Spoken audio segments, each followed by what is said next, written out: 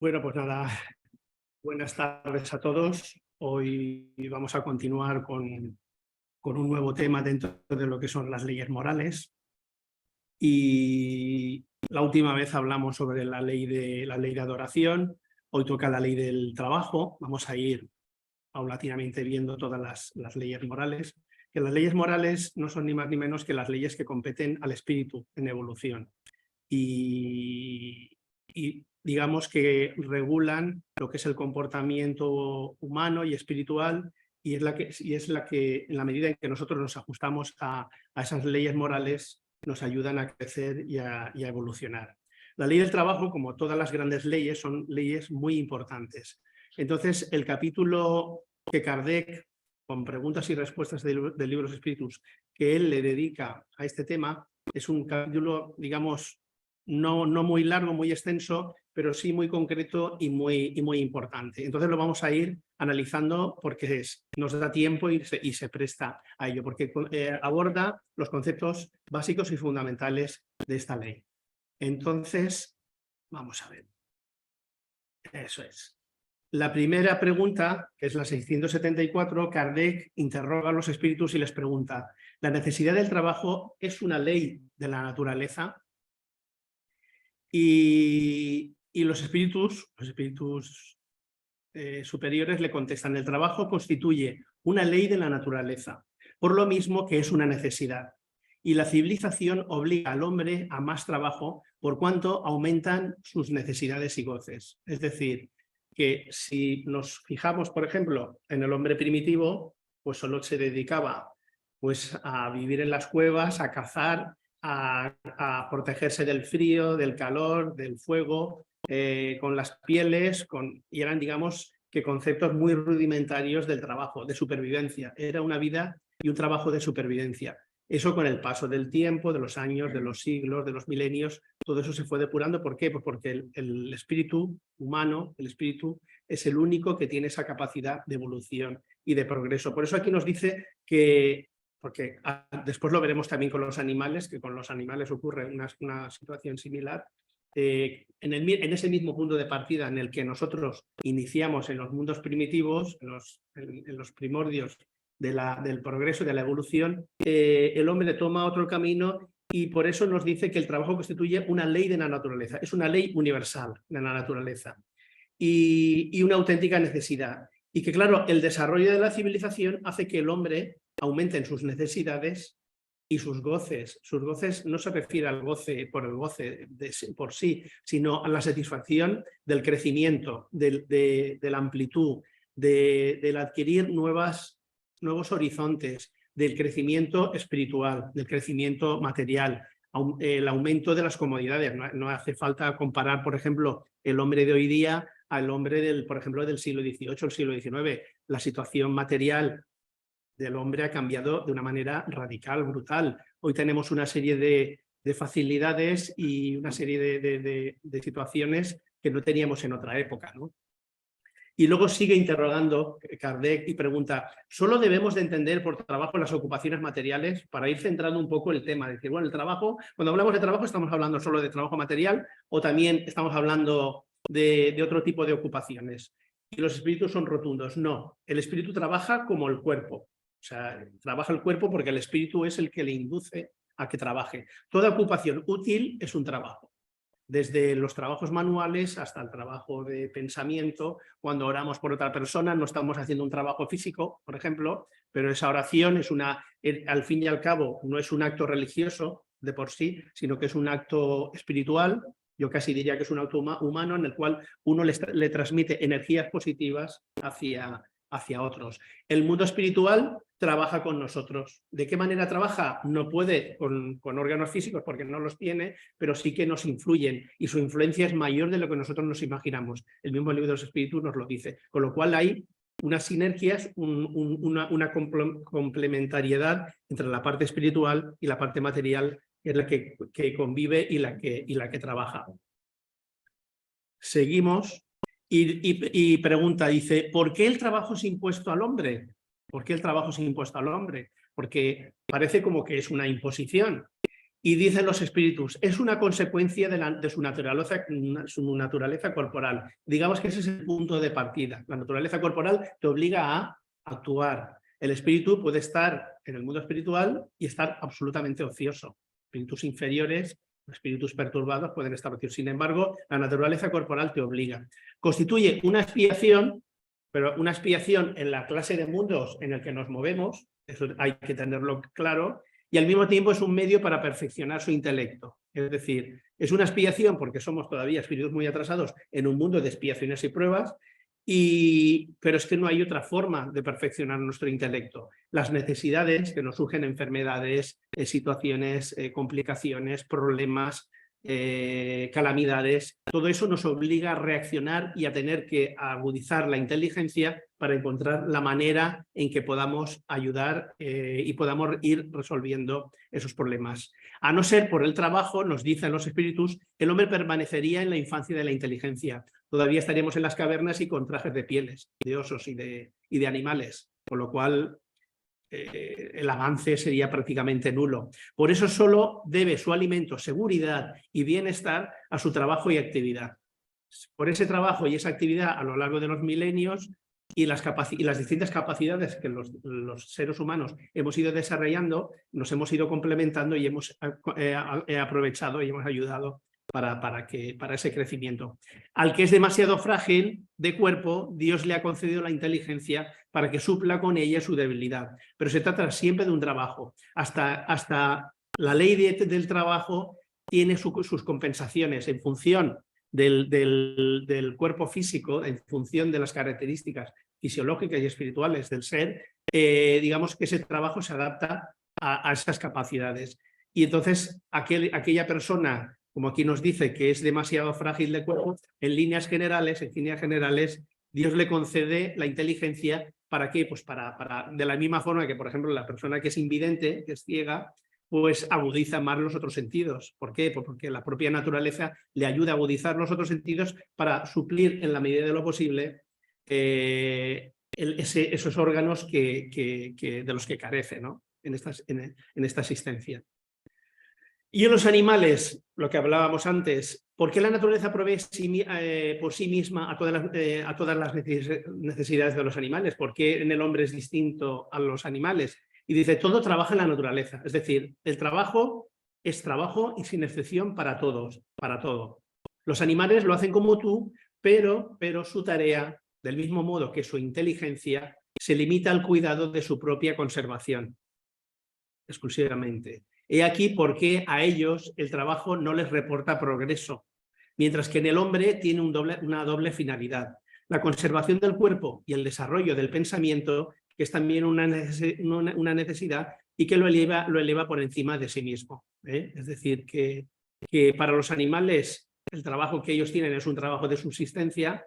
Los animales como tales, salvo los que hemos podido domesticar, pero por el hecho de domesticar, se comportan de una manera ligeramente distinta, pero los animales tienen un comportamiento igual ahora que hace miles de años. Los osos se comportan exactamente igual, los delfines exactamente igual, etcétera, etcétera, etcétera. Todos los animales tienen un patrón de comportamiento que es el que hace que se desenvuelvan. Lo único que el ser humano, pues como comentaba la semana pasada Pilar, parece que como que les dota de una especie como de inteligencia que como si realmente pensaran o fueran más allá de sus capacidades, y no es así. Simplemente es el acto de repetitivo, como por el ejemplo de los loros, etcétera, ¿no?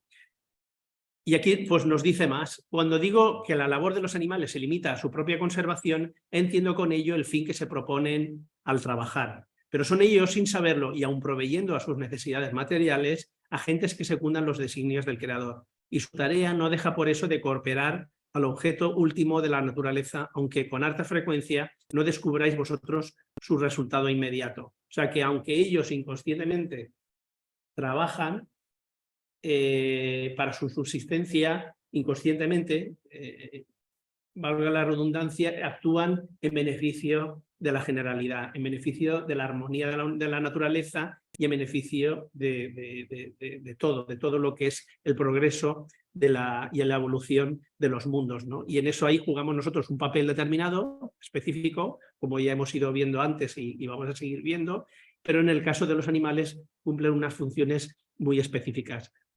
Claro, quizás alguien podría decir, bueno, entonces ese trabajo queda en saco roto, pero, digamos que contribuyen al progreso, que eso a ellos les va a ayudar en el futuro para su evolución espiritual, sí, pero eso ya es un terreno que ya no nos compete a nosotros, digamos, profundizar en ello, porque quizás todavía nos faltan elementos de comprensión, ¿no? Sí que es cierto que la evolución existe, que la evolución es para todos, pero los mecanismos en que los animales se mueven son mecanismos muy distintos, evolutivos muy distintos a los del ser humano. Y que es un tema que en el día de hoy yo creo que no merece la pena prestarle demasiada atención. Pero sí, se puede considerar que ellos inconscientemente y como resumen, su trabajo también contribuye al beneficio general. Y si nos damos cuenta, cuando estudiamos un poco la biología, la naturaleza, nos damos cuenta de que la naturaleza por sí misma suele buscar un equilibrio. Cuando el hombre rompe ese equilibrio, entonces es cuando vienen los problemas. Pero siempre el tema de la sobrepoblación de unas determinadas especies, que no hay depredadores que digamos que sirvan de contrapeso. Muchas veces es el propio hombre el que genera esos desequilibrios, porque la naturaleza por sí misma es muy sabia y ella siempre busca el equilibrio. Pero el hombre debe de usar la inteligencia para fomentar ese equilibrio, que no le entorpezca para su desenvolvimiento humano, de humanidad, pero al mismo tiempo, y ese es el gran desafío que yo creo que tendremos y tenemos para el futuro, tenemos que utilizar la inteligencia para armonizarnos con esa naturaleza, para que la naturaleza no nos parezca como un estorbo o un problema a nuestros intereses materiales, intereses inmediatistas y materiales, y a veces cargados de codicia, y darnos cuenta de que necesitamos de esa naturaleza, necesitamos de esas plantas, de esos animales para vivir de la misma manera que ellos necesitan de nosotros. Y tiene que existir un equilibrio y una armonía, que eso es algo que a día de hoy todavía estamos muy lejos de conseguir. Hay asociaciones, hay extremismos en un sentido y en otro, y los extremos pues nunca son buenos, ¿no? Solo una educación moral y una educación ética nos ayudará a sensibilizarnos ante lo que es la naturaleza propiamente dicha, los animales, las plantas, y empezando primero por nosotros mismos, ser sensibles a nuestras necesidades, vivir en armonía y en fraternidad, y luego eso trasladarlo también al entorno, que es tan importante para nosotros. Continuamos. ¿Qué ocurre en los mundos superiores? ¿El trabajo existe? Claro, la pregunta era obligada. Kardec pregunta en la 678. ¿En los mundos más perfeccionados está también sometido el hombre a la misma necesidad de trabajo? La pregunta es muy buena. Dice y claro, aquí ya vienen los matices. Dice, la índole del trabajo es relativa a la naturaleza de las necesidades. Cuanto menos materiales son estas, tanto menos materiales es el trabajo. Pero no creas por eso que el hombre permanezca allí inactivo e inútil. La ociosidad sería un tormento en vez de representar un beneficio.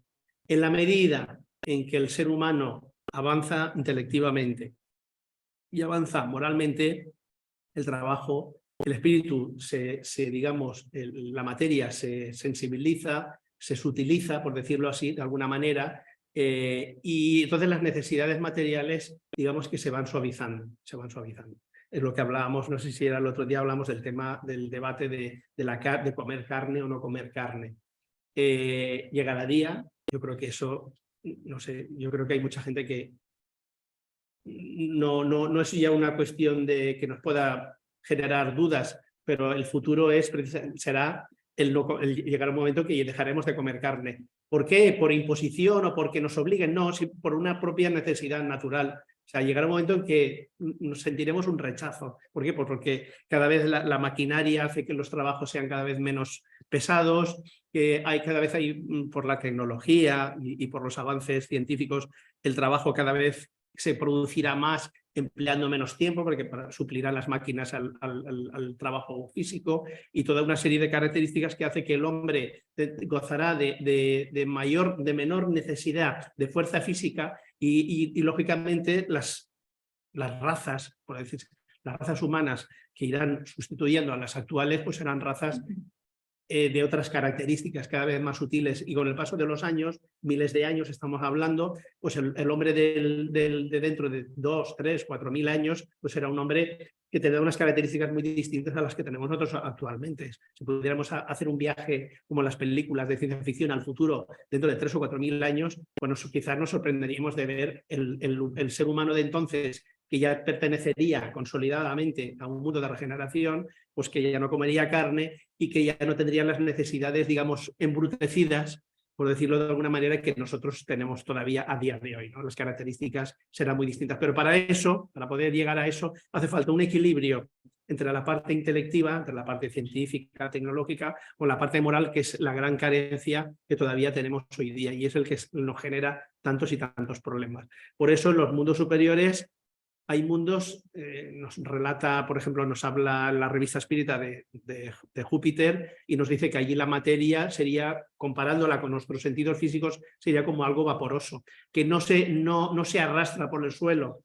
fijaros el término, como nosotros, sino que digamos que como que se suspenden en el aire, ¿no? Como que flotan. Suena a ciencia ficción, pero es algo que, viéndolo con una determinada perspectiva, pues no parece tan descabellado. Claro, es uno de los mundos, según nos dicen, la espiritualidad superior, eso no lo podemos comprobar, ni muchísimo menos, pero según nos dice la espiritualidad superior, Júpiter es uno de los planetas más evolucionados de nuestro sistema solar.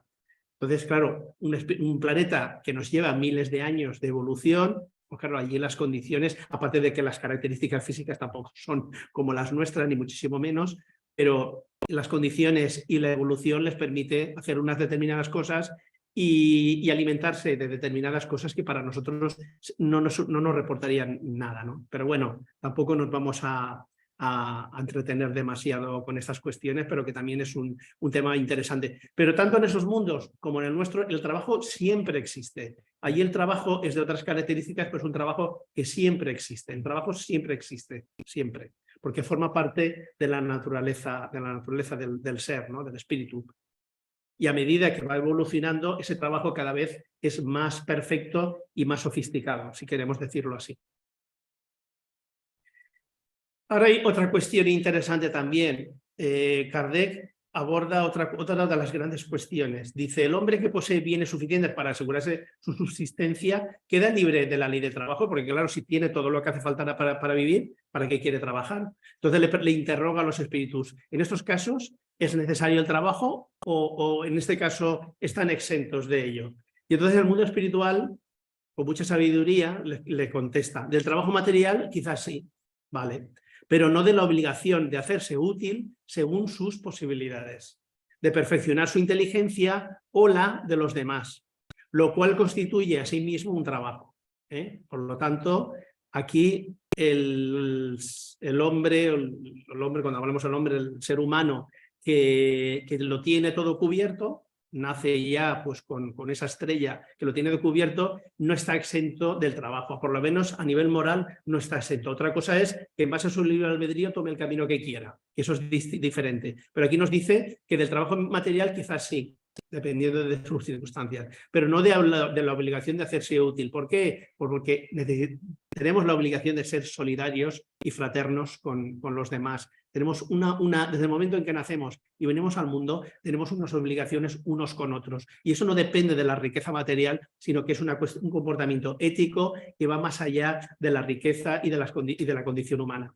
Si el hombre, y dicen los espíritus, si el hombre a quien Dios ha deparado bienes suficientes para asegurar su subsistencia no está obligado a ganar el pan con el sudor de su frente, la obligación de ser útil al prójimo es tanto mayor para él cuanto que la parte que le ha sido asignada de antemano le concede más tiempo libre para hacer el bien. Aquí es donde tenemos que hilar muy fino porque la responsabilidad es muy grande. ¿Qué significa? Que a mayor conocimiento, mayor responsabilidad. Y el hombre, ser humano, que dispone de muchos recursos y de mucho tiempo libre, si lo emplea mal, tiene una responsabilidad muy grande, mucho más que aquella persona que tiene que trabajar muchas horas para subsistir porque no tiene otra opción. La vida le ha planteado y la ha colocado en esa encrucijada en la cual no tiene elección. Pero la persona que puede elegir, ahí la cuestión moral adquiere una importancia muy grande y capital. Por eso hay se comenta que en el mundo espiritual hay espíritus que hay determinadas pruebas, como es la de la riqueza, la del poder, incluso la del sexo, etcétera. Hay determinadas pruebas que son pruebas clave que para pasarlas, para, digamos, experimentarlas y pasarlas, primero tienen o se procuran una serie de existencias de progreso moral, porque en este tipo de responsabilidades los defectos se magnifican.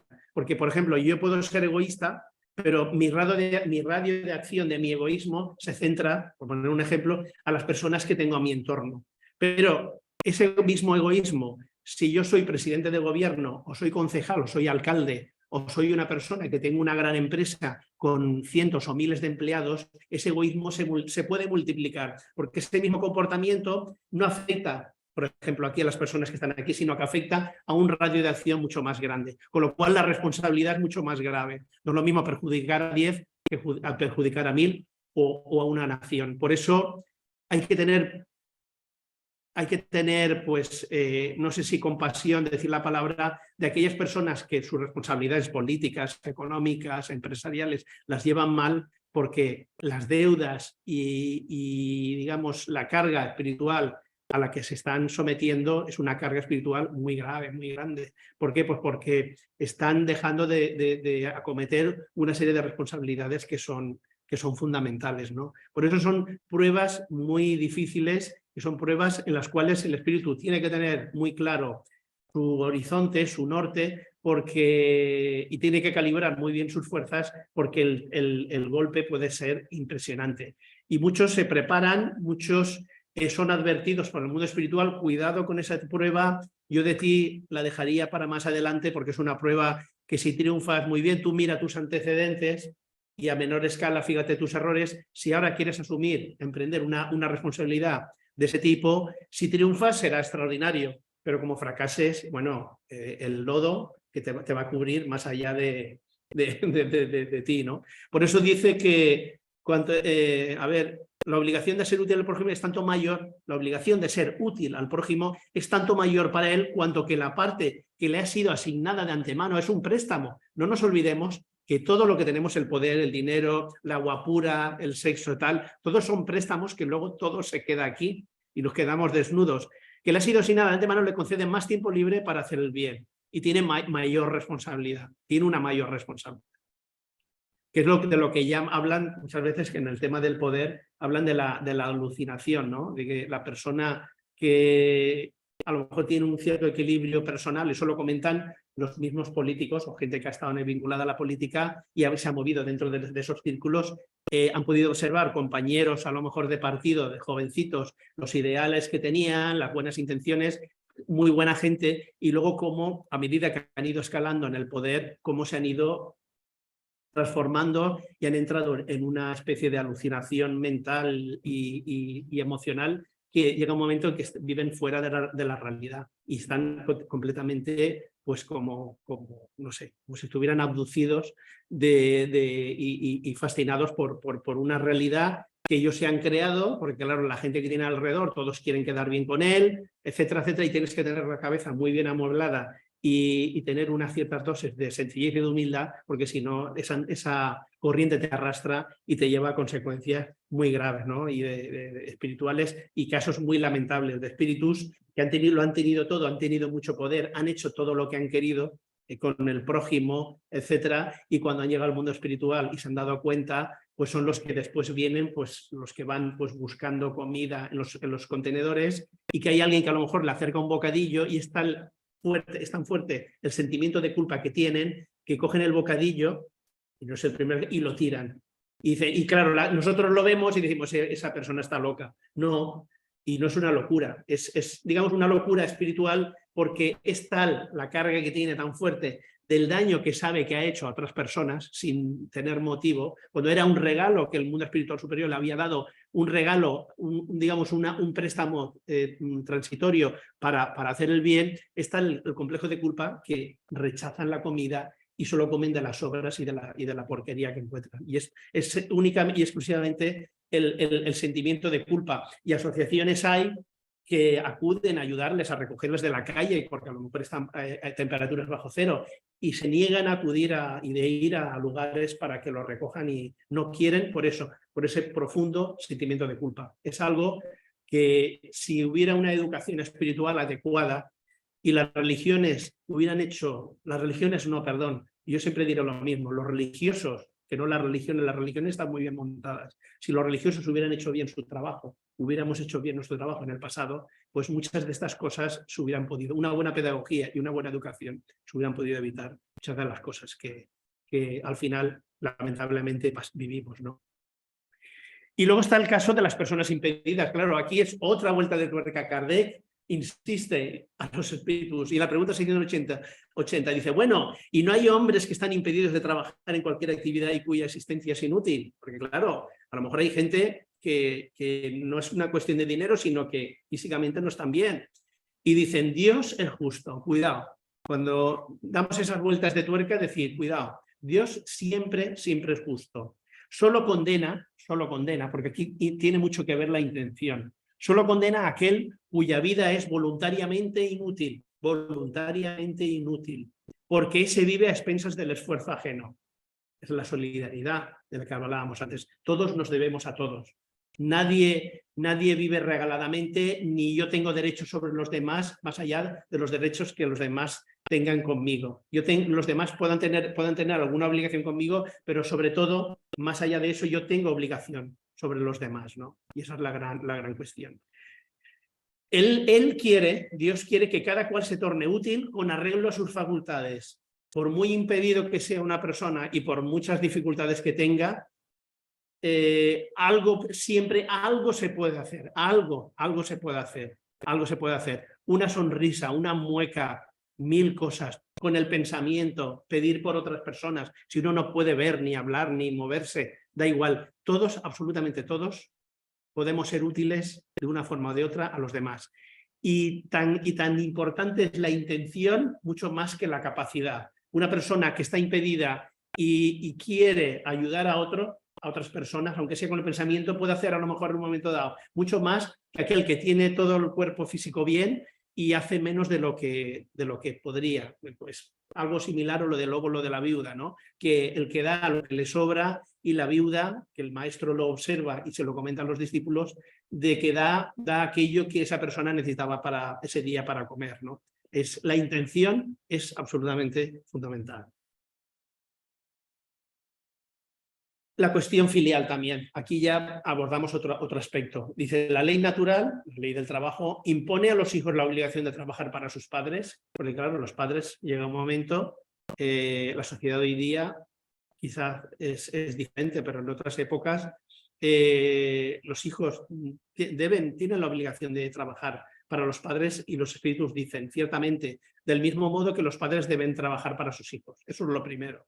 Por eso Dios ha hecho del amor filial y del amor paterno un sentimiento natural a fin de que mediante este mutuo afecto los miembros de una misma familia sean inducidos a ayudarse recíprocamente. Es lo que con sobrada frecuencia se olvida en vuestra sociedad actual.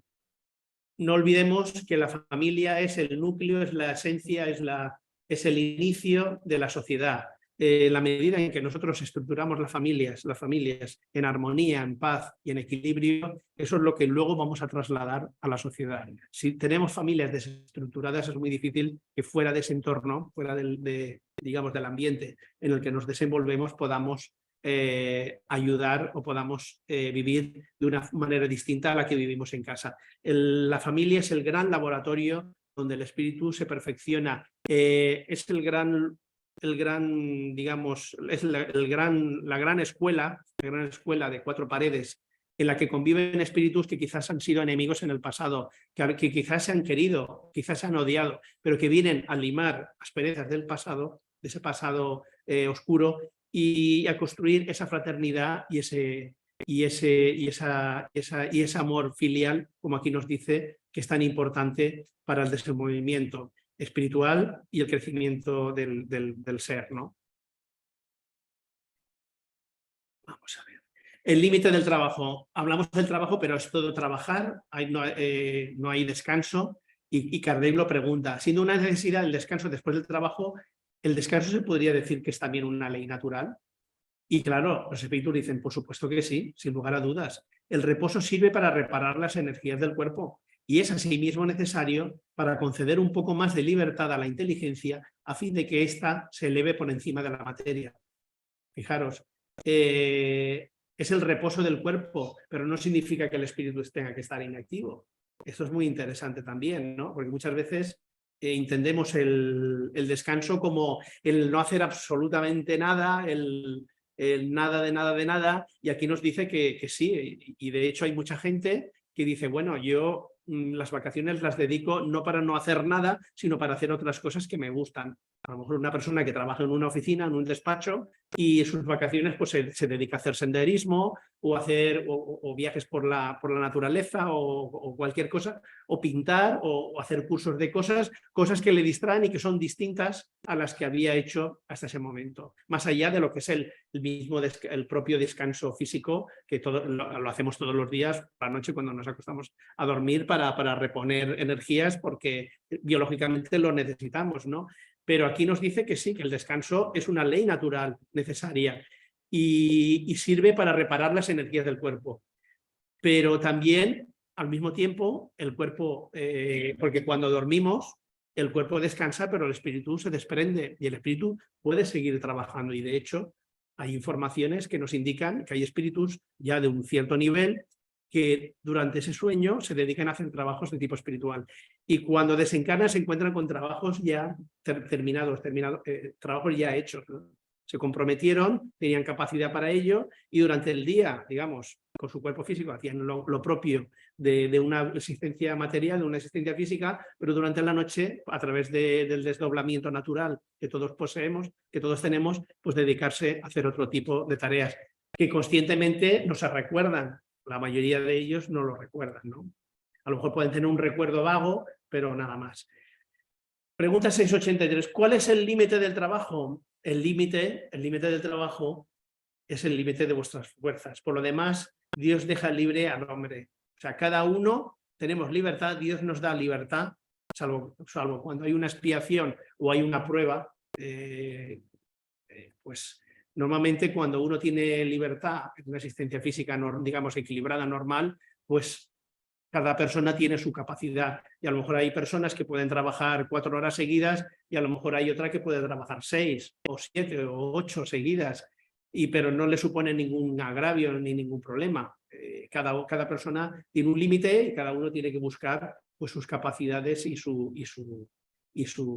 digamos, hasta donde uno puede llegar. También es verdad que aquí influye mucho la cuestión del entusiasmo. No es lo mismo cuando alguien hace algo por obligación a cuando alguien hace algo por entusiasmo. Y cuando alguien hace algo por entusiasmo, pues hay veces que le dedicas tiempo y no te cansa, ¿no? No te cansa. Vamos a seguir. El exceso de trabajo, aquí es otra de las grandes cuestiones. Dice, ¿qué pensar de aquellos que abusan de su autoridad para imponer a sus subordinados un exceso de trabajo? Y dice, esa es una de las peores acciones. Todo hombre que tenga el poder de impartir órdenes es responsable del exceso de tarea que imponga a sus subordinados, porque está transgrediendo la ley de Dios. Esto es de lo que hablábamos antes. Cuidado con el poder, cuidado con las responsabilidades y cuidado cuando tenemos gente bajo nuestra tutela, sea laboral, sea del tipo que sea, porque cuando hay abuso, ahí la responsabilidad es muy grande y es muy grave, ¿no? Y es algo que nosotros, que ya empezamos a tener una cierta claridad de tipo espiritual, no nos podemos permitir el lujo de caer bajo ningún concepto en este tipo de situaciones, ¿no? Y a veces se alega pues eso, el rigor profesional, a veces se alega cosas que tienen una base lógica, una base, digamos, racional, pero que cuando no existe capacidad de empatía hacia los demás, pues es muy difícil poder, digamos, actuar con justicia y con ecuanimidad, ¿no? Yo a veces tengo, no discusiones, pero a veces cuando oigo a compañeros de trabajo que se quejan de las empresas, ¿no? Es que las empresas es que las empresas deberían de esto, nos deberían de facilitar esto o lo otro. Y yo siempre me hago la misma pregunta. Si nosotros estuviéramos en su lugar, ¿seríamos tan sensibles a las necesidades de los trabajadores? O dicho de otra manera, ¿nosotros nos consideramos mejores que ellos? Claro, lo que cambia es la posición, pero ¿y la actitud moral sería la misma o sería distinta? ¿De verdad que nosotros somos mejores que ellos? ¿O ellos peores que nosotros? No. Según en la posición en la que estamos, pues actuamos de una manera o de otra. Si realmente quisiéramos hablar con propiedad y hablar de ese tipo de abusos, pues los primeros que tendríamos que dar ejemplo somos nosotros, ¿no? En nuestro trabajo. Y sin embargo, ves como cuando nosotros mismos, en nuestro trabajo, hablo en general, pues si podemos escaparnos antes, pues nos escapamos antes, si podemos hacer menos por el mismo dinero, etcétera. Es decir, que siempre que buscamos a veces recovecos para hacer lo menos posible y ganar lo máximo posible. Pues entonces moralmente no somos mejores que ellos, porque ellos en realidad también tienen unos intereses y han depositado su confianza en nosotros con un sueldo y con un trabajo cualificado que se supone que nosotros tenemos pues para hacer las cosas bien, ¿no? Por eso con estas cosas hay que tener mucho cuidado y hay que tener una capacidad de empatía y una espiritualidad y ver las cosas desde ángulos mucho más amplios, porque si no, cuando se cae en estos excesos, pues las consecuencias a nivel espiritual son muy lamentables, muy lamentables, como podemos comprobar en la literatura mediúnica que nos hablan de espíritus que están viviendo ese proceso o lo han vivido. La vejez también, la vejez es otra de las grandes cuestiones. Le pregunta Kardec, ¿le asiste al hombre el derecho al descanso en su vejez? Pues claro, llega un momento que el cuerpo no da más de sí. Entonces los espíritus dicen sí, dice, por supuesto que necesitan y tienen derecho al descanso. Solo está obligado según sus fuerzas. Solo está obligado según sus fuerzas. Y dice, pero ¿qué recurso queda al anciano que teniendo necesidad de trabajar para vivir no puede hacerlo? Aquí es otra de las grandes cuestiones importantes que luego aquí los espíritus nos dan estas dos frases y luego Kardec desarrolla de manera magistral como vamos a ver, ¿no? Y no tiene desperdicio. Dice, el fuerte debe trabajar para el débil. Si éste no posee familia, porque puede ser un anciano que no tenga familia, la sociedad debe hacerse cargo de él. Esa es la ley de caridad.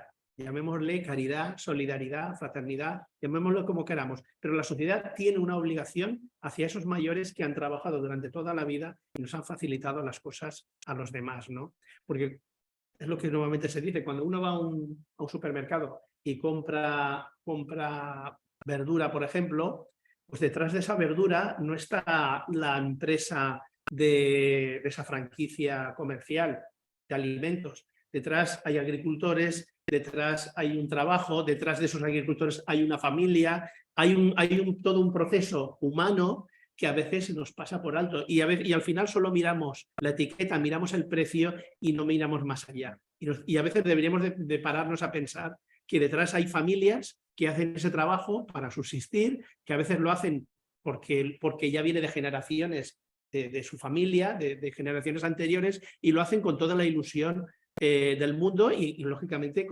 en vistas de un beneficio. Y hay que pensar que lo que compramos con dinero y solo vemos el paquete plastificado y el producto detrás, hay muchas personas que han hecho ese proceso para llegar a que a nosotros facilitarnos el no tener que cultivarnos nosotros para poder alimentarnos. Ya nos lo dan hecho y nos lo dan ya, digamos, de alguna manera ya limpio, cuando es verdura, por ejemplo, y preparado, ¿no?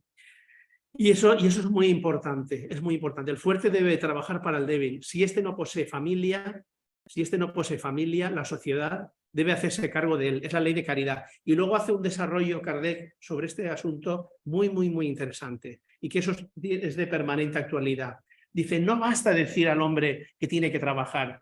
Precisa además que aquel que debe ganarse el sustento con su labor encuentre ocupación, encuentre trabajo. Y es esto lo que no siempre sucede. Es verdad, ¿no? La gente que está aquí que no tiene trabajo lo sabe bien. Cuando la falta de trabajo se generaliza, toma las proporciones de un flagelo como lo es la miseria. Las ciencias económicas tratan de remediar el problema mediante el equilibrio entre la producción y el consumo. Pero ese equilibrio, en caso de que sea posible, siempre sufrirá intermitencias. Y durante esos intervalos el trabajador no puede dejar de vivir. No puede dejar de vivir. O sea, una lógica aplastante. Y continúa. Hay un elemento que no suele ser puesto en la balanza, sin el cual las ciencias económicas son solo una teoría. Ese elemento es la educación. No la educación intelectual, sino la moral. Y fijaros, dice aquí, aunque tampoco nos referimos a la educación moral extraída de los libros, sino a la que consiste en el arte de formar caracteres, la que genera hábitos, puesto que la educación es el conjunto de hábitos adquiridos. Está hablando de una educación esencial y primordial para el ser humano. No es una educación cultural, sino que es una educación de disciplina, de comportamiento, una educación muy fundamental y de la que tanto carecemos hoy día en nuestra sociedad de hoy, por desgracia. Una sociedad muy laxa y excesivamente nihilista. Dice, cuando pensamos en la masa de individuos lanzados a diario en el torrente de la población, sin principios ni frenos y librados a sus propios instintos, aquellos que no tienen educación, no tienen ni oficio ni beneficio, deben asombrarnos las consecuencias desastrosas que de ellos resultan.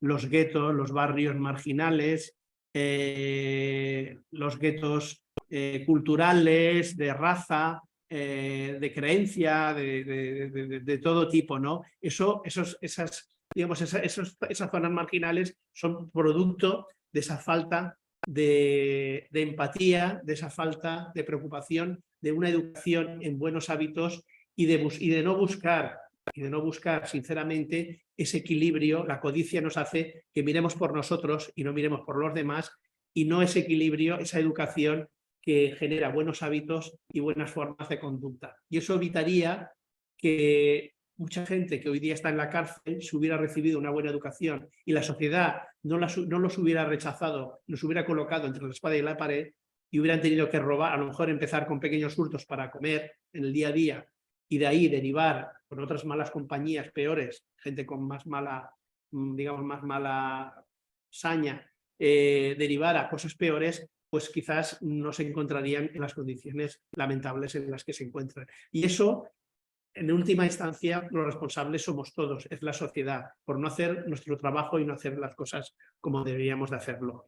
Desde luego es una reflexión por parte de Kardec extraordinaria, muy buena. Y ya con esto termina, el siguiente, con este ya termina, dice, cuando el arte de educar sea conocido, comprendido y llevado a la práctica, el hombre aportará al mundo hábitos de orden y previsión para sí mismo y para los suyos, de respeto a lo que es respetable, hábitos que le permitirán atravesar con menos pesar los inevitables días infelices o difíciles que a todos nos tiene que llegar un momento u otro. El desorden, cuidado, el desorden y la imprevisión son dos plagas que solamente una educación bien entendida puede combatir. Allí está el punto de partida, el verdadero componente del bienestar, la garantía de la seguridad para todos, ¿no? El desorden, la imprevisión, que cada uno va a lo suyo, cada uno mira por sus intereses, yo miro por lo mío y cada uno que se apañe. Todo eso son las plagas que una buena educación, una educación enfocada a que pensemos, nos centremos unos con los otros y pensemos en los demás, y nos demos cuenta de que necesitamos de los demás para vivir en armonía y en equilibrio y en un verdadero crecimiento, el día que ese arte de educar, como dice al principio, sea conocido, comprendido y llevado a la práctica, entonces cuando el mundo estará en otras condiciones. Es un problema muy gordo, un problema grave que estamos viviendo hoy de educación. Y a día de hoy, la actualidad en nuestro país y en otros países, porque digamos que es una pandemia política generalizada, se quiere suplir, se busca lo fácil, y lo fácil que es suplir la educación por las leyes. Entonces, son las leyes las que quieren que regularicen, pero las leyes podemos tener miles de leyes y leyes sobre leyes, ampliar nuevas leyes más sofisticadas, pero al final, si no hay una educación, las leyes sirven más bien de poco. Es la educación lo único que puede simplificar esa complejidad legislativa para que la convivencia sea más armónica y no haya necesidad de todos esos desvaríos que estamos viviendo, por desgracia, hoy día. Y ya pasamos a otra cuestión, ya ahora dejamos el libro de los Espíritus y nos vamos ya con el libro Liberación por el Amor de Divaldo Pereira Franco, y Joana de Ángelis también nos habla del trabajo, pero del trabajo espiritual. Hemos hablado, Kardec nos habla de los pilares fundamentales de lo que es la ley de trabajo, pero aquí ya hablamos del trabajo espiritual, del trabajo voluntario. Y Joana de Ángelis y después Amalia Domingo Soler, como conclusión, nos aporta grandes ideas, ¿no? La parte, digamos, de Amalia es mucho más, estamos terminando ya, la parte de Amalia es mucho, digamos, mucho más trascendente, mucho más filosófica, ¿no? Más genérica, en una palabra. Y nos dice Joana, dice, el mayor ejemplo de trabajador voluntario lo tenemos en Jesús, que solamente se dedicó a todos sin ningún pedido de retribución. Él se dio a los demás sin esperar nada a cambio. Ese fue su gran ejemplo y fue su gran propuesta de educación para que quien tuviera ojos que viera y quien tuviera oídos que oyera, ¿no? Y nos dice, trabajó sin cesar y confirmó que el Padre también trabaja hasta hoy. Fijaros qué frase más bonita. El Padre, esa gran ley del trabajo, él constantemente, sin un segundo, digamos, en el que él haya podido parar, esa inteligencia suprema, esa causa primera de todas las cosas, él trabaja constantemente y entonces el maestro, nuestro guía, nos dice, el Padre trabaja hasta ahora, y dice, yo no voy a hacer lo contrario, yo tengo que hacer lo mismo. Fijaros con qué simpleza, pero que al mismo tiempo con qué profundidad nos hablaba el maestro. Y dice, terapia bendita, el trabajo es mensajero de recursos emocionales, psíquicos y orgánicos que restauran el bienestar en el ser humano y lo impulsan al crecimiento interior, al desarrollo de los valores innatos que duermen en él, preparándolo para la liberación de las obligaciones materiales cuando sea llamado de retorno a la vida. ¿A qué vida se refiere? A la verdadera vida, a la vida espiritual. Entonces, aquí también, en este capítulo 13, es Joana fantástica como siempre, ¿no? El trabajo es mensajero de recursos emocionales, psicológicos, orgánicos que nos restauran el bienestar. No el bienestar propiamente dicho físico, sino el bienestar de equilibrio interior, ¿no? De bienestar interior, ¿no? Un bienestar que digamos que nos evita muchos sufrimientos, más allá de que podamos tener dolores puntuales o podamos una determinada, va más allá que una simple enfermedad física. Aquí nos habla de un trabajo que te llena, que te colma y que es el trabajo, por ejemplo, que afrontaron los primeros cristianos, el propio Pablo de Tarso, personas vilipendiadas, personas con mil y una circunstancia fisiológica más o menos importante, pero sin embargo eso no era obstáculo para que estos espíritus excelsos, estos espíritus extraordinarios, pues pudieran hacer la labor con el entusiasmo y con la alegría con que le llevaban al frente, ¿no? Y continúa más. Dice, luchar, y aquí ya en el aspecto del fracaso y la responsabilidad, ¿no? Y nos dice, luchar sin desfallecimiento y perseverar en el puesto en cualquier circunstancia. Esas son las honras que se reservan al candidato interesado en la redención. Es decir, que más allá de los resultados inmediatos, es importante darse cuenta de que hay que luchar sin desfallecimiento y perseverar, porque al final el beneficio va a llegar de una forma o de otra. Y dice, no te excuses de los sinsabores y desdichas acusando a tu hermano. Aunque él haya contribuido en tu ruina, eres el responsable. Porque hayas actuado de buena fe con liviandad o tutelado por la falta de vigilancia, no debes considerarte inocente. Nunca somos del todo inocentes porque desconocemos nuestro pasado y todas las circunstancias que tenemos que vivir tienen un porqué. Por eso no podemos transferir nuestra responsabilidad, que eso es el infantilismo espiritual en el que estamos todavía inmersos muchos de nosotros, de siempre transferir la responsabilidad. Cuando algo sale mal, no es que si fulano hubiera hecho esto, es que si a mí me hubieran dicho, si yo me lo hubieran explicado mejor, si yo... No. Aquí cada uno tenemos que asumir nuestra responsabilidad, porque si no asumimos nuestra responsabilidad, no podemos aprender, no podemos aprender. Y por último dice también una frase muy interesante. Dice, abre tu alma al amor para con todos. Dice, no obstante, cuidado aquí, guarda tu corazón porque de él proceden las fuentes de la vida. Proverbios 4:23. Esto está sacado, estas informaciones están sacadas de otro libro, del libro Las leyes morales de la vida, de Joana de Ángelis. ¿Y qué significa? Yo preguntaría, ¿qué significa guarda tu corazón porque de él proceden las fuentes de la vida? Pues que tenemos que tener mucho cuidado en quién confiamos, tenemos que tener mucho cuidado en quién depositamos nuestra confianza. ¿Por qué? Porque el corazón es donde digamos que tenemos la parte más sensible, la parte más especial, más profunda del ser, que podemos recibir alfilerazos, que podemos recibir contratiempos, pero tenemos que saber protegernos y desarrollar la inteligencia y, digamos, y la astucia, como decía el maestro, de que había que ser astutos como serpientes, pero mansos como corderos, de que debemos de guardar el corazón porque de él proceden las fuentes de la vida, ¿no? De que no pensar que todo el mundo ve las cosas como las podemos ver nosotros, y no ya eso, porque eso sería lo de menos, sino que no todo el mundo va con las mismas intenciones con las que podamos ir nosotros. Nosotros podemos ir con nobleza, podemos ir con buenas intenciones, a lo mejor las personas que tenemos delante quizás no van con esas mismas intenciones. Por eso tenemos que guardar el corazón, porque de él proceden las fuentes de la vida. Y esto viene nada menos que de Proverbios, del Antiguo Testamento. Y ya por último, pues vamos a terminar pues, con nuestra Amalia, que Amalia, como siempre, pues es un libro abierto al universo. Dice, la eternidad no es un tiempo muerto, es por el contrario una acción eterna, un trabajo incesante, un progreso indefinido. Dice, la eternidad es el tiempo. ¿Y qué hacemos con el tiempo? Trabajar en la tierra, trabajar en la raticidad, trabajar en mundos mejores. Trabajamos siempre, porque el trabajo es vida. La luz del porvenir, capítulo 7. Y termina con esto. Y dice, el espiritismo es la voz del progreso que le dice al hombre, trabaja si quieres ser grande, trabaja si quieres ser bueno, trabaja si quieres ser verdaderamente religioso, porque el trabajo es la religión del porvenir. Fijaros qué bonito. Es el culto eterno que se rinde al creador del universo.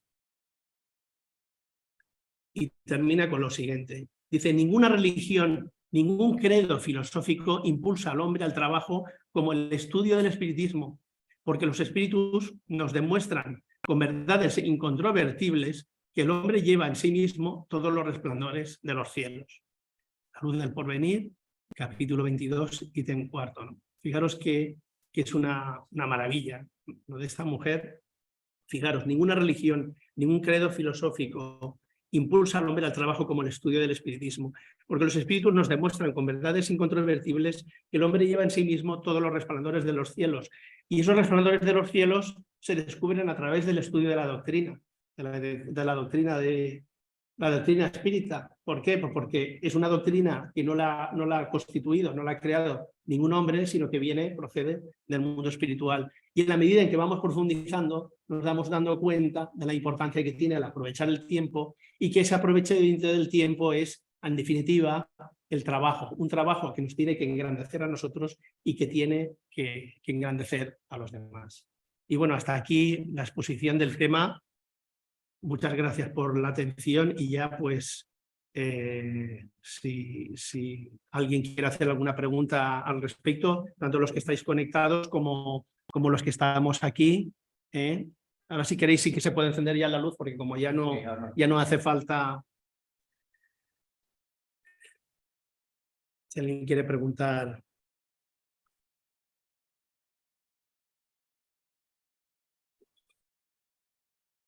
Venga, pero todos a la vez no, por favor, todos a la vez no, porque si no esto es un gallinero. Pues es que yo muchas veces me pregunto, el hombre en naciones están locos pues, para ir a Marte, para ir a la Luna, y hay millones y millones de gastos para eso. Muy bien que tecnológicamente pues, vayamos avanzando, el mundo va avanzando. Y dice, no hay vida en la Luna, no hay vida en Marte. Pero es que, claro, nosotros, así con este cuerpo, con mucho que nos pongamos de ropa adecuada, no podemos ver el mundo que puede estar desarrollándose en cada planeta que nos visitado ya. O sea, no tenemos todavía esa sensibilidad para ver el mundo que hay de vida. Yo pienso muchas veces que sí que hay vida. Sí. O sea, hay un problema. Sí, que no. Oye, Sí, no, pero mira, lo que está comentando Margarita es muy interesante porque está diciendo que claro, que el hombre está esforzándose por llegar a la Luna, a Marte, etcétera, y que claro, no se ha podido encontrar vida, y claro, lógicamente es porque todavía no estamos en condiciones de dar un paso tan grande como ese. Claro, porque todavía estamos envueltos en cuestiones que todavía no hemos resuelto y que son muy importantes de convivencia dentro de nuestra propia sociedad. Entonces, entrar en contacto con otras humanidades lo que haría sería complicar las cosas. Porque ya hoy día, en otra época se discutía, pero hoy día ya a nadie se le ocurre discutir que pueda existir vida en otros mundos, porque la Tierra es un granito de arena en una playa enorme de miles de millones de granitos, y cada granito es un planeta. Entonces, sería absurdo pensar y que solo hay un granito habitado y que todos los demás pues están ahí de adorno. Y más allá, si pensamos que todo eso lo ha podido crear Dios y Dios no ha podido crear una playa para satisfacer solo a un granito de arena que es la Tierra. Y sí, efectivamente, es el gran reto, pero como todas las etapas, llegará un día que esa realidad se nos descubrirá, pero para eso yo creo que todavía nos falta tiempo, todavía estamos en pañales y todavía tenemos muchas cosas que resolver. Aunque ahora hay un movimiento más o menos interesado y se ve que también está moviendo mucho dinero, y hay programas de televisión que hablan de alienígenas y ahora parece como que cuando hay algún misterio todos son los alienígenas, todo lo han hecho los alienígenas, que vinieron, se llevaron a fulano o hicieron esto y tal, y que si los incas, que si los aztecas y ya los alienígenas están hasta en la sopa. Y vamos a ver, tiene que haber un punto medio, tiene que haber. Sí, yo ha habido veces que he puesto esos programas, pero al final dices, bueno, oye, ya está bien, porque al final todos son alienígenas por todas partes y eso no es así. A ver, José, le quería preguntar. Sí, a ver.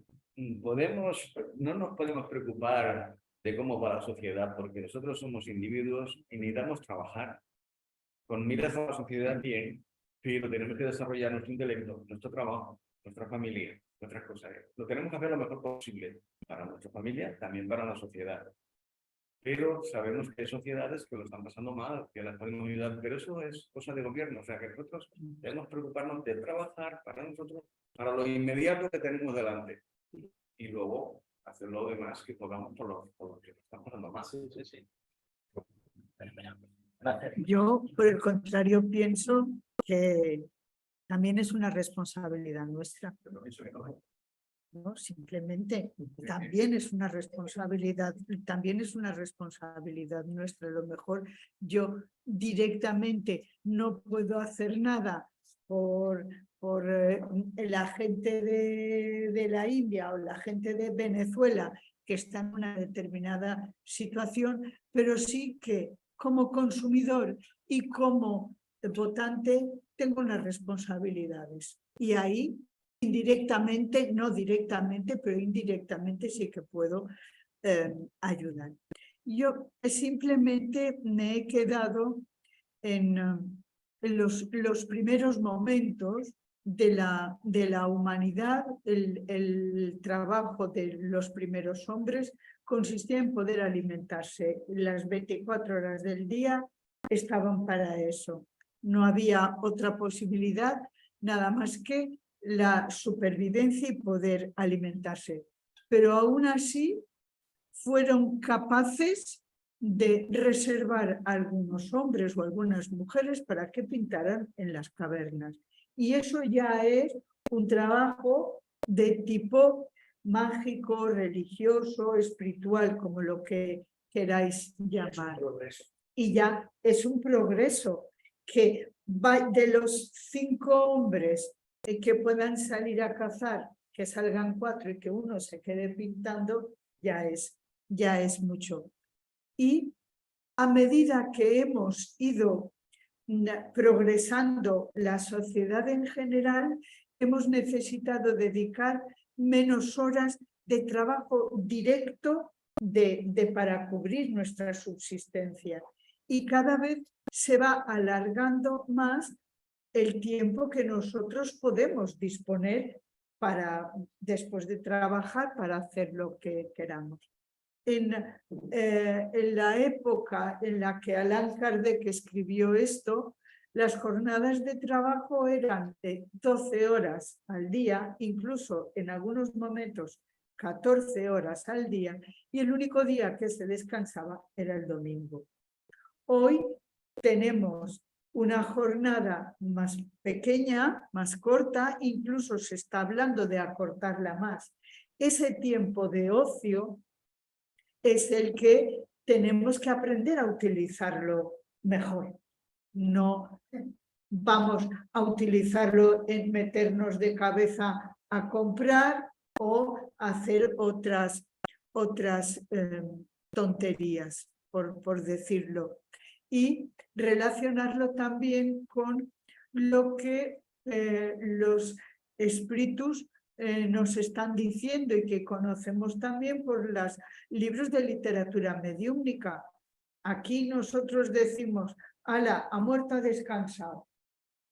Allí estás trabajando las 24 horas del día porque tu cuerpo físico no necesita descansar. Aquí necesitamos reponer nuestras fuerzas físicas, pero en un mundo espiritual, cuando tú ya has hecho la retrospectiva, etcétera, trabajas de forma directa y de forma indirecta. ¿Cómo? Aprendiendo. ¿Y cómo? Ayudando. De ahí que Chico Xavier y André Luis hablarán de los bonus horas, de este tipo de trabajo. Y luego, en el plano terrenal, se nos ha dicho, o se ha dicho muchas veces, que la peor condena que puede tener una persona en prisión es no tener la posibilidad de trabajar ni de estudiar. Cuando uno puede trabajar en la prisión o le permiten estudiar, esto es una forma de ocupar su tiempo, porque si no está continuamente ocioso y mal. Y me ha llamado también la atención lo de la persona que es rica, vamos a decirlo así, en plan sencillo, y que tiene que tener un cuidado, un miramiento, una atención con las personas que no están tan favorecidas económicamente con ellos. Entonces, lo peor que puede suceder en estas personas es abusar de la gente que trabaja para ellos. Y también en el plano familiar, pues hijos que abusen de los padres, padres que abusen de los hijos. No me refiero a abusos deshonestos, sino que me lo haga mi hija o ya me lo hará mi padre, o yo soy muy malo haciendo esto, cuando venga mi mujer que me lo haga. Ahí hemos de tener un equilibrio, así como cuando estamos enfermos hemos de aceptar sin que nos duela la ayuda de los demás. Cuando estamos sanos hemos de colaborar en la medida de nuestras posibilidades y nuestras capacidades con el entorno más inmediato, que es la familia. Y no se me ocurre nada más, perdón. ¿Alguien quiere hacer una pregunta? Ahora sería un buen momento. Sí, también redundando un poquito en lo que acaba de comentar Pilar respecto a los padres y los hijos, hoy día también tenemos la circunstancia de que, no digo siempre, porque no se puede generalizar, pero hay casos del egoísmo de los hijos, que la pensión, la buena pensión de los padres, pues o bien la utilizan a beneficio propio, o si ellos tienen recursos de sobra, pues entonces a los padres los aparcan, digo así, los aparcan en una residencia y los dejan allí. Y luego se echan las manos a la cabeza cuando hay muchos casos de residencias que el trato a veces es hasta infrahumano, y cuando llegan allí, que los visitan de tarde en tarde y ven que están en un estado deplorable, pues entonces echan las manos a la cabeza, denuncian, salen en los medios de comunicación y a veces es por una negligencia, por una falta de atención, porque si los hijos estuvieran más pendientes de esos padres, pues detectarían mucho antes, no tendrían que esperar a esos casos ya tan graves y tan lamentables en los que muchas veces caen, ¿no? Pero volvemos a insistir en la importancia de esa educación.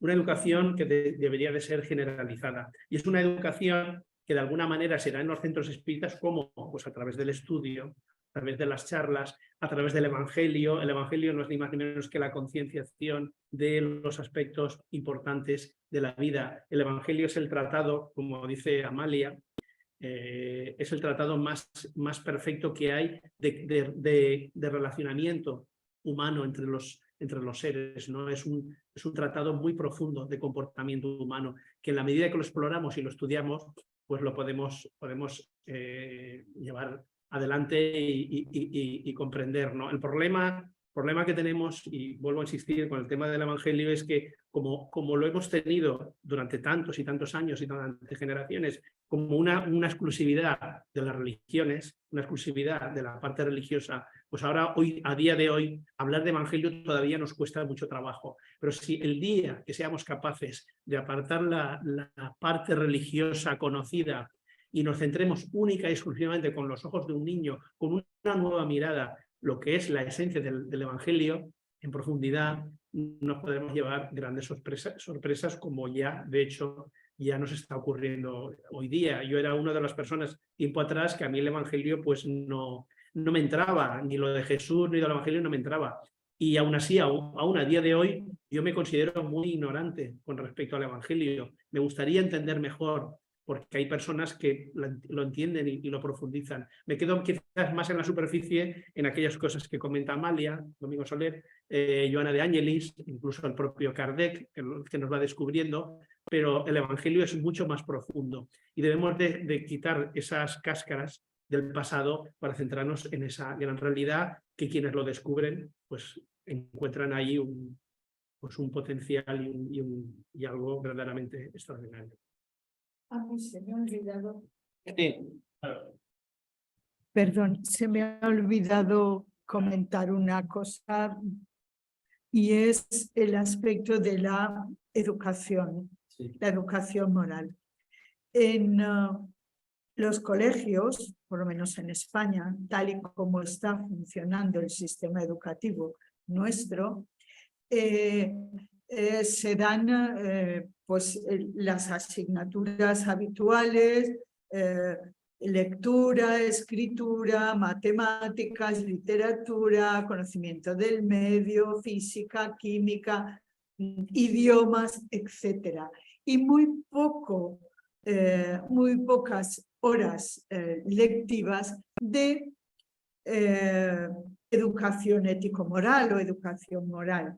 Muchas veces las familias, los padres, están trabajando muchas horas fuera de casa y los niños crecen sin una educación moral. No la tienen.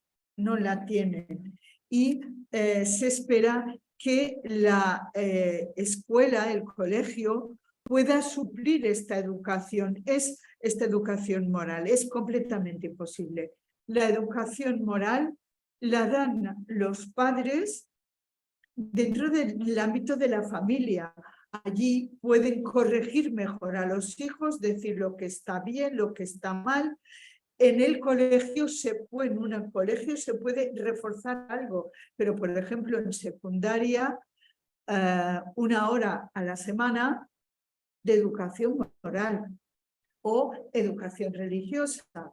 Entonces, ahí no nos ha de extrañar que nos encontremos con comportamientos de adolescentes o de preadolescentes completamente amorales y que además no tienen conciencia, no son conscientes de la gravedad del acto que han cumplido, porque desgraciadamente han sido educados con múltiples horas de asesinatos y de violencia en los medios de comunicación.